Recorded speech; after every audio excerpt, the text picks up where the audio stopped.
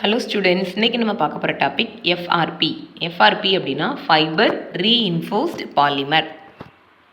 So FRP பற்றி பார்க்க போகிறோம். A composite material made of a polymer matrix reinforced with fibres.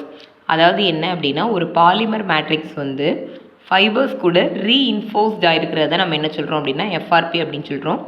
இது ஒரு composite. Okay, the polymer can be a synthetic material like polyester, epoxy or vinyl ester.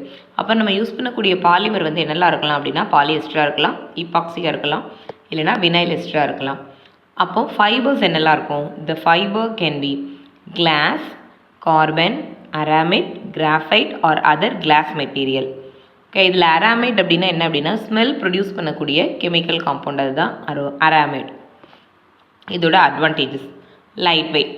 FRP is light weight than steel, aluminium and other conventional material.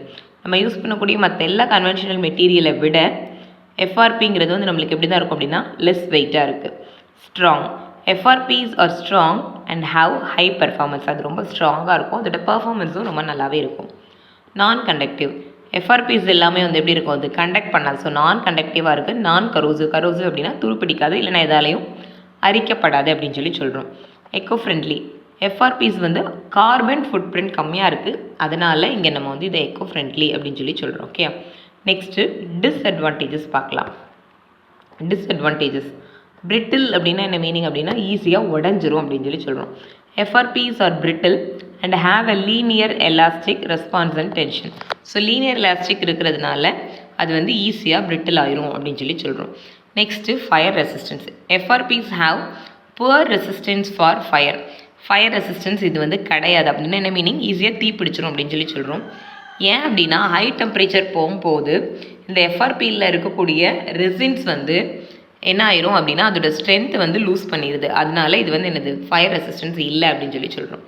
Okay, next recycle. FRPs are complex and difficult to recycle. இது வந்து என்ன பண்ண முடியாது, நம்மளால் recycle பண்ணுறது கொஞ்சம் டிஃபிகல்ட்டாக இருக்கும் அப்படின்னு சொல்லி சொல்கிறோம். Okay, thank you.